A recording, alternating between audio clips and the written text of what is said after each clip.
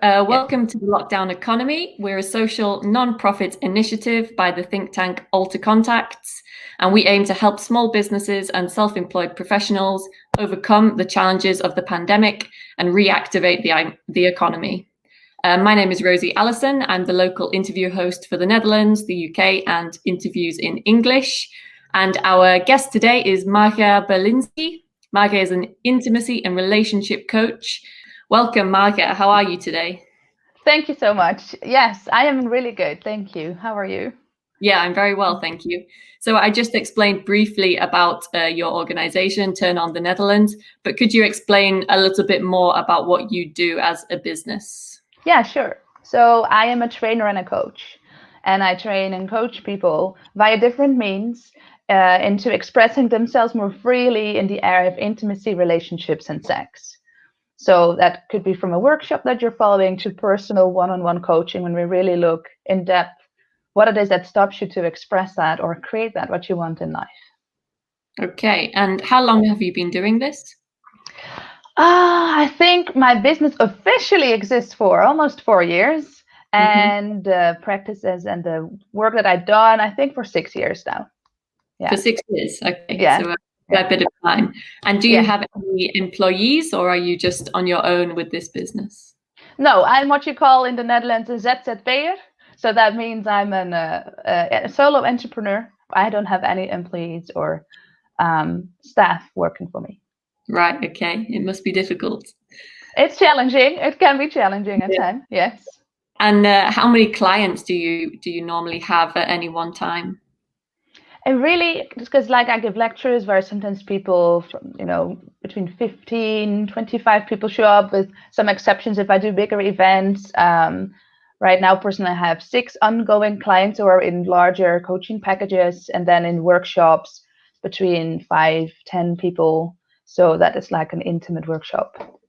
Right. So it fluctuates.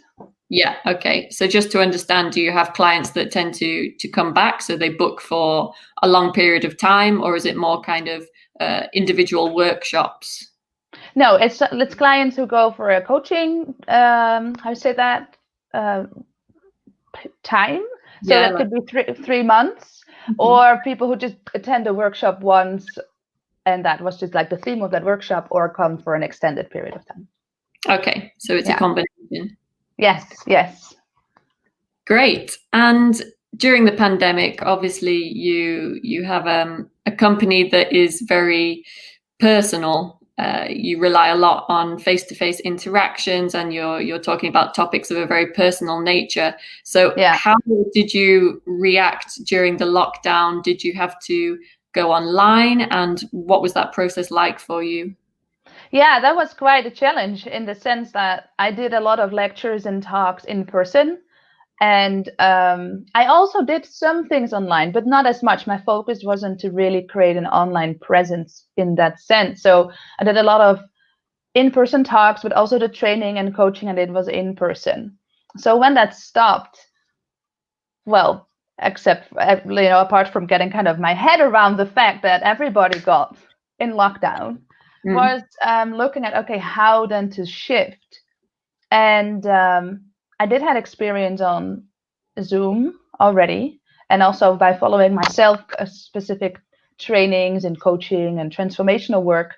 So I knew it is possible, but I hadn't done it to the extent I did it with my business. So I started playing with that. I started to hold more online talks, put them online. I started to move my monthly training program that I had, instead of in person, to online as well. And so, it was trying. It was trial and error, really. Some people dropped. That was the challenging part too. Some people didn't like online. They were like, that's not for me. So people said, when we come back in person again, I will be there again. But right now I will be leaving. And so that happened. And then other people said, like, this is great. I don't have to travel anymore. I love it. And so through playing and practicing there, I really discovered that the work that I could do in person could actually be just as powerful online via Zoom. And that was a great thing to discover. Yeah. Yeah, that's interesting. I wanted to ask you about that because obviously it's a personal topic. And so did you find there was a different dynamic on Zoom, or after you and your clients had become used to the technology, was it just exactly the same as if you were face to face? Well, obviously there is a difference because you cannot really chat to the person next to you or just have a quick side conversation. So it feels kind of different. It is a different mindset you need to bring to, and as a participant and as a coach or trainer, and the conversations went just as deep. So people were just as open and expressed and shared to the level they felt comfortable with, because indeed it is a very personal topic. And but the great thing was, for example, was that I would now do online talks where people from all over the world would join. So suddenly I had an online talk that I promoted way more worldwide, you could say. And then I had people from 9 different countries in my talk. And from all kind of cultures. And then they shared on their experience and how it was like for them in their culture. And that was actually beautiful. And I feel that the space that I created, the safe space there, people really opened up. And so I think the same depth can be reached. It's just a different, just a slightly different flavor to it. Yeah, a different dynamic, definitely. Yeah. And you said that you kind of worked with a bit of trial and error when you first started changing things to online, to Zoom sessions, etc. Were there any things that particularly worked really well and any things that really didn't work that you found were not a success at all? Well, a lot of things and that was also actually in person, but it's how to name your event. What would spark interest for people? It's like, so to see like, it's the same workshop, but if I put it like this, I attract this kind of people. But if I name it like this, I attract this kind of people. Oh, and who do I actually want to attract? So when lockdown started, I had to rethink. And it was actually really good. Like, what is the audience that I want to attract? Who do I want to work with? And then be really clear in my messaging out, which is important for any business. But I was kind of thrown back again to that spot. I've been through that before, and I was like, oh, I need to relook. How do I do that? And that was actually really great. I had to kind of rebrand myself there. Yeah, and focus again on who you're attracting and how you're going to attract them. Yeah, and also which platforms. So some platforms didn't really attract the traffic that I had before. So for example, Meetup, the in-person meetups were quite great. I had a lot of people showing up, but then I make it online and suddenly people are not showing up anymore. And I don't know why.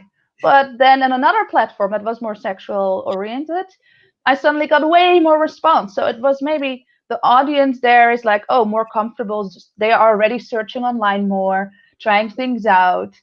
And so they found me easier. Yeah. And did you do any research into this, or was it really just trial and error and see what works? I did more trial and error. I am now more in the process of doing official research and having a more of a strategist with me that I'm working with. But in the beginning, it was really like, okay, I guess we'll see what works and what not. Yeah. The best way sometimes.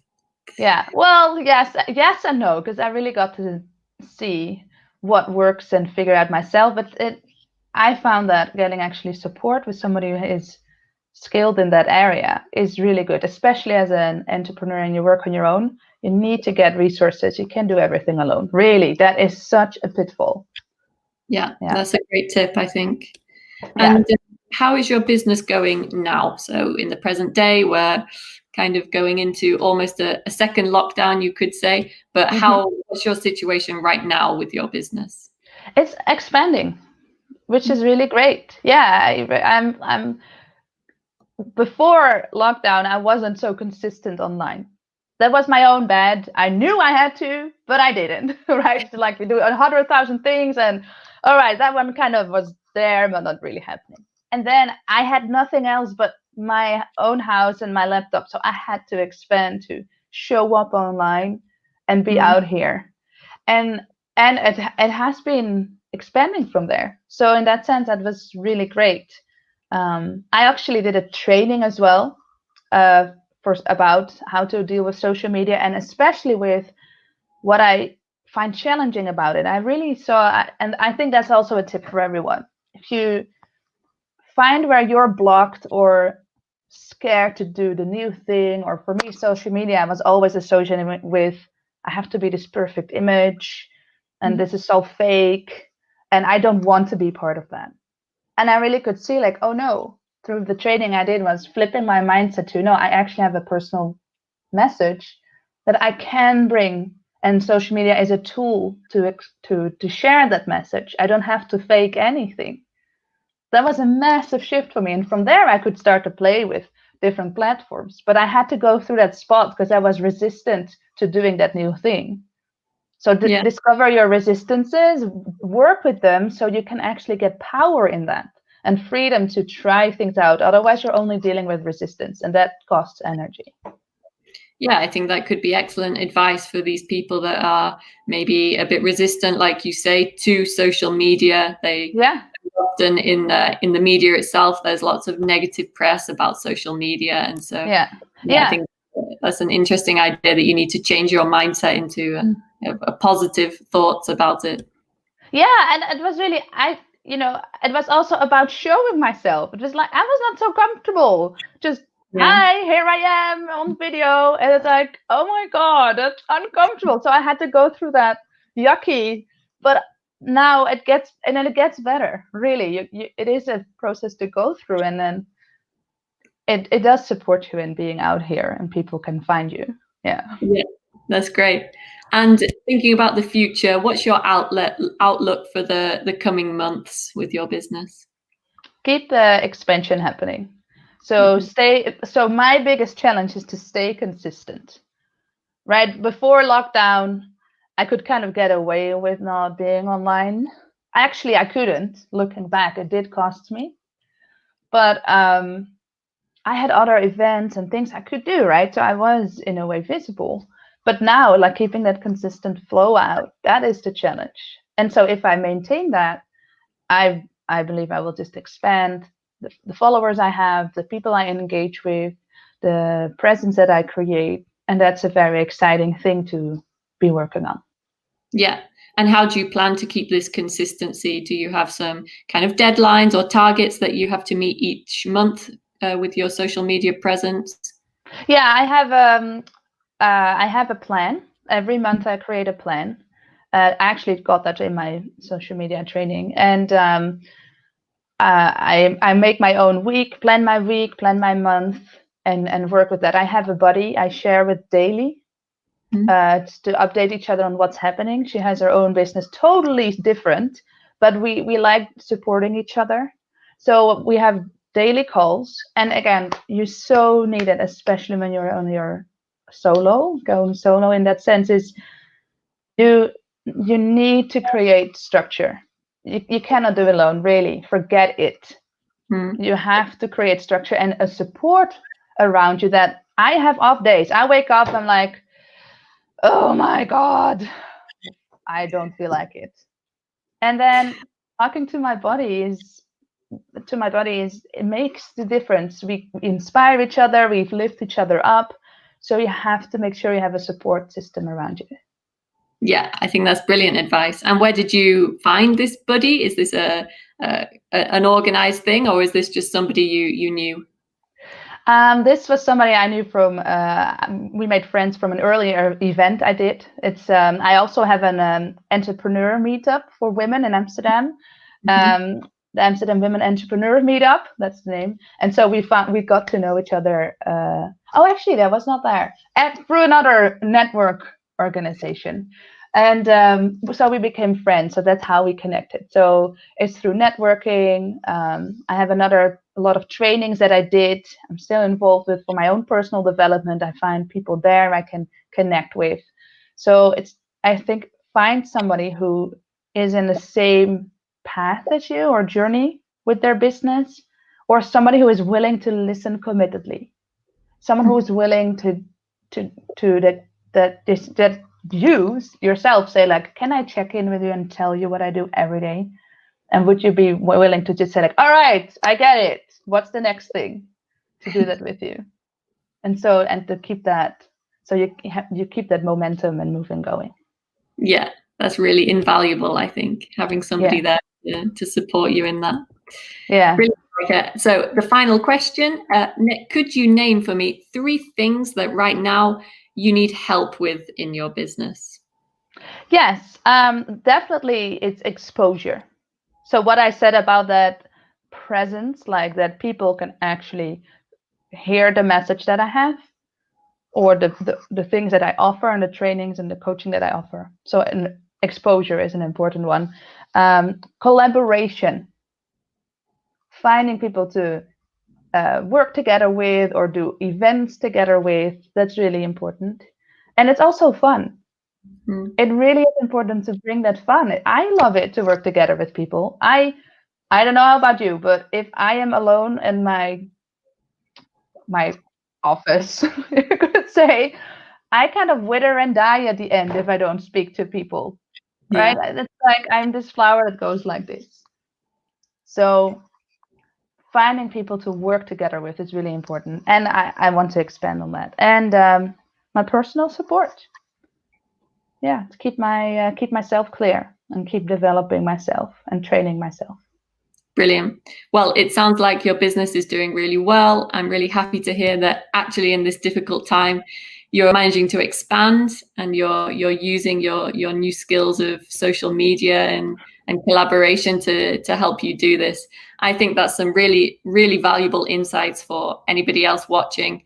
Stay connected. You're not alone in this. We're all in it together. Even if your buddy is somebody who's in a completely different field to you, it can still be valuable to connect. Great. Thank you very much, Marga. I think that was a really interesting and insightful interview. And thank you to everybody who joined us today. If you want to connect with Marga, you can reach out to me, and I will also put some links to Marga's social media pages and her business, TurnOn the Netherlands, in the description of this video. So please like this video, share it with your contacts. Marga, do you have anything to say to finish off? Just thank you. And I really appreciate and love this initiative. I think it's really great. We really have to work together to go through this together. So my appreciation for you doing all these interviews and, part of the organization that is creating this. So thank you. Thanks, Marga. So in the coming weeks, stay tuned and you'll be able to hear many more of these interviews about how we are going to deal with this pandemic, helping each other through it. Stay tuned. Thanks, Marga.